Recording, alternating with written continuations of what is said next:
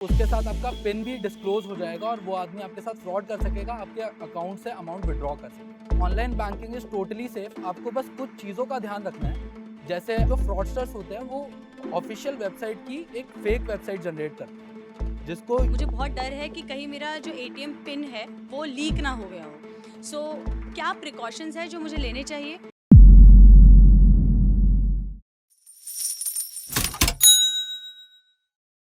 Hello everyone, मेरा नाम है Harshvardhan Pabri. I am a practising advocate and a content creator और मैं अपने चैनल वकील दोस्त के थ्रू लोगों को अवेयर करने की कोशिश करता हूं। और आज मैं जोश टॉक्स आशा पे फाइनेंस से रिलेटेड साइबर क्राइम के बारे में बात करने वाला हूं। तो चलिए स्टार्ट करते हैं पहले क्वेश्चन के साथ। मेरा ये सवाल आपसे है कि जब हम एटीएम जाते हैं और पिन डाल रहे होते हैं तो कई बार पीछे से लोग देख लेते हैं।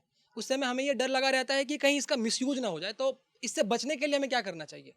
ओके, तो आप जब भी एटीएम जाते हो कैश विड्रॉ करने, तो सबसे पहले तो आपको मेक श्योर करना है कि आप जब भी पिन एंटर कर रहे हो तो आप थोड़ा सा छुपा के पिन एंटर करोगे, ताकि कोई भी और पिन आपका देख ना सके और फ्यूचर में फ्रॉड ना कर सके।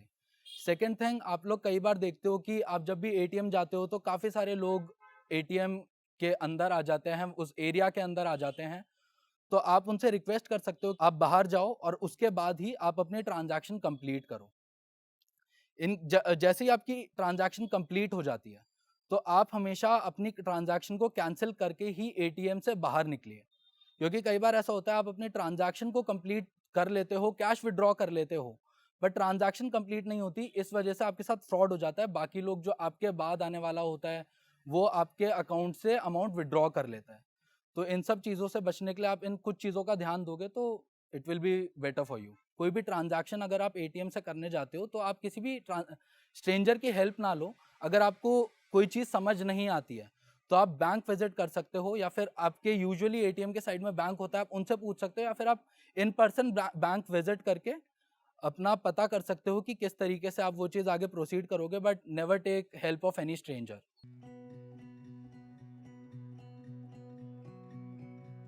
हेलो सर, मेरा नाम देवांगी है। सो हाल ही में मेरा एटीएम कार्ड मैंने कुरियर से मेरे घर मंगवाया एंड मुझे बहुत डर है कि कहीं मेरा जो एटीएम पिन है वो लीक ना हो गया हो।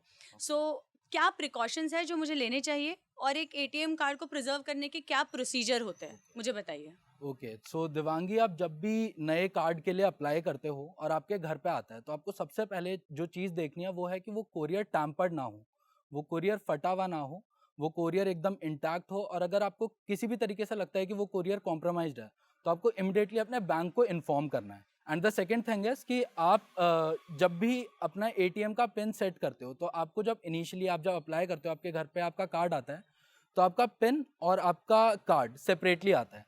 तो आप जब अपना फर्स्ट टाइम पिन सेटअप करते हो तो वो आप इमिडिएटली कर लो, आप उसमें ज़्यादा टाइम वेस्ट ना करो। जब भी आप एटीएम पिन सेट करते हो तो कुछ चीज़ों का ध्यान रखो, जैसे आपका एटीएम पिन बहुत कोई यूजुअल या फिर कोई ऑब्वियस नंबर नहीं होना चाहिए। जैसे यूजुअली लोग क्या करते हैं, अपना एटीएम पिन सेट करते हुए अपना डेट ऑफ बर्थ रख लेते हैं, या फिर मोस्टली केसेस में अपनी गाड़ी से सबको बड़ा प्यार होता है, अपनी गाड़ी का नंबर या फिर अपनी बाइक का नंबर सेट कर देते हैं। तो ये कभी भी मत करो। आपका एटीएम पिन बहुत ही यूनिक होना चाहिए और जो आपको याद रहना चाहिए। एटीएम पिन के साथ और एक सबसे बड़ी प्रॉब्लम होती है कि लोग अपना जो लोग भूल जाते हैं, जिनको लगता है कि हम एटीएम पिन भूल जाएंगे, वो अपना एटीएम पिन अपने डेबिट कार्ड के पीछे भी लिख लेते हैं। तो ये एक बिग नो है, ऐसा कभी भी मत करो। इनकेस आपका एटीएम कार्ड गुमता है तो उसके साथ आपका पिन भी डिस्क्लोज हो जाएगा और वो आदमी आपके साथ फ्रॉड कर सकेगा, आपके अकाउंट से अमाउंट विड्रॉ कर सकेगा। तो ऐसा कभी भी मत करो। अपना एटीएम जो पिन होगा वो, कि अगर इनकेस आपको लिखने की जरूरत भी पड़ती है, आप याद नहीं रख पाते हो अपना एटीएम पिन, तो किसी एक ऐसी जगह पे प्राइवेटली लिख के रखो, कोई ऐसी प्राइवेट डायरी जो कि आपके अलावा कोई और एक्सेस ना करता हो। तो अगर आप इन कुछ चीज़ों का ध्यान रखोगे तो आपके साथ इस तरीके का फ्रॉड कभी नहीं होगा।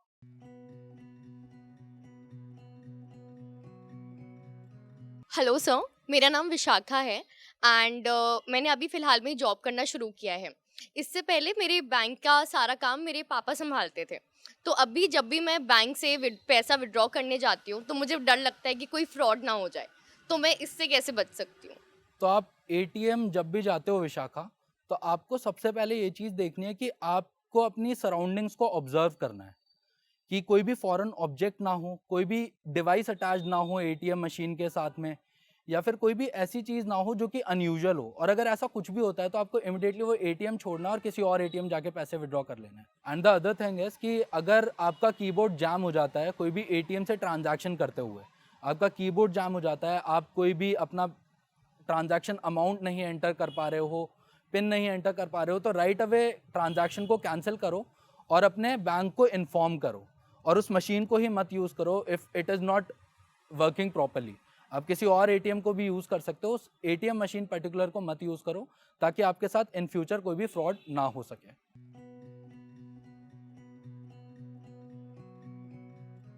हेलो सर, मेरा नाम महिमा है। मैंने बहुत समय तक अपना बैंक अकाउंट मोबाइल से कनेक्ट नहीं किया, ये सोच के कि इसमें सिक्योरिटी नहीं होती है।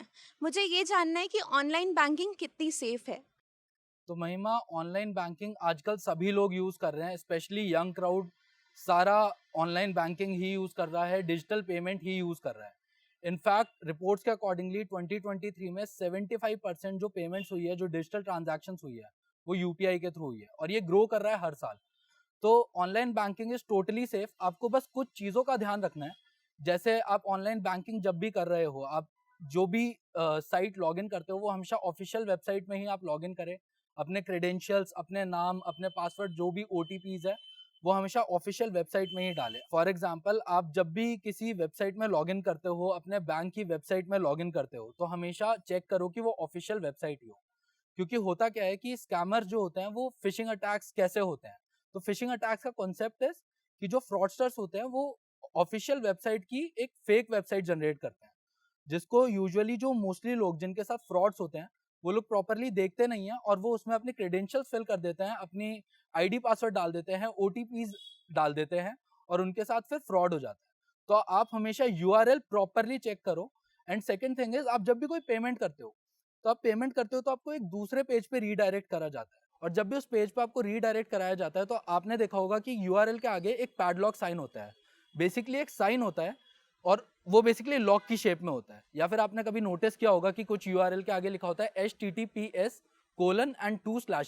बेसिकली दिस मीन्स कि कनेक्शन इज सिक्योर। जो भी कम्युनिकेशन आपके और उस वेबसाइट के बीच में हो रही है, दैट कम्युनिकेशन इज सिक्योर, और कोई भी थर्ड पार्टी उस कम्युनिकेशन को एक्सेस नहीं कर सकता। तो इनकेस आप अपने क्रेडेंशियल्स फिल कर रहे हो, अपना पर्सनल डिटेल्स फिल कर रहे हो, नाम, नंबर, एड्रेस, अपना पासवर्ड जो भी फिल कर रहे हो, वो कोई भी थर्ड पार्टी एक्सेस नहीं कर सकेगा। तो इन चीज़ों का अगर आप ध्यान रखोगे तो आपके साथ कभी भी आप ऑनलाइन फ्रॉड्स के विक्टिम नहीं बनोगे। इसके अलावा कुछ चीज़ें हैं जिनका आपको खास ध्यान रखना है कि आप जब भी पब्लिक वाईफाई पे, आप कभी भी अपने जो बैंक अकाउंट डिटेल्स है उनको लॉगिन ना करें, अपने बैंक अकाउंट ऑनलाइन बैंकिंग को लॉगिन ना करें, और हमेशा अपने ब्राउजिंग हिस्ट्री को क्लियर करते रहें। और एक और चीज़ जो आपको हमेशा ध्यान रखनी है कि आप पीरियोडिकली लॉगिन करते रहें, और आप जब भी लॉग आउट करें तो उसको हमेशा प्रॉपरली लॉग आउट करें जब भी आप यूज़ ना कर रहे हो उसे। और कुछ भी इन्फॉर्मेशन चेंज हो तो बैंक को इमीडिएटली इन्फॉर्म करें। कोई भी अनऑथराइज्ड ट्रांजैक्शन हो जाती है तो इमीडिएटली बैंक को इन्फॉर्म कर दें।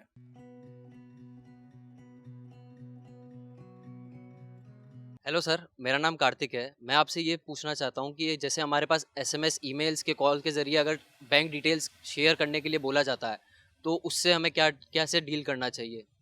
तो कार्तिक, कभी भी तुम्हारे पास एसएमएस आता है, कॉल आती है, या फिर कोई ईमेल आती है कि आप अपना हमें आप अपने हमें पासवर्ड्स या फिर कोई भी लॉगिन डिटेल्स या फिर कोई भी आपकी पर्सनल इन्फॉर्मेशन शेयर कर दो, और वो अपने आप को ऐसे पोस्ट करते हैं that they are from RBI या फिर किसी बैंक से, तो आपको कभी भी ऐसा नहीं करना है, क्योंकि आरबीआई की इस बारे में प्रॉपर गाइडलाइंस है कि कुछ भी हो जाए, बैंक या आरबीआई अपने कस्टमर्स को कॉल, मैसेज या फिर ईमेल करके कभी भी उनसे पर्सनल इन्फॉर्मेशन नहीं मांगता है।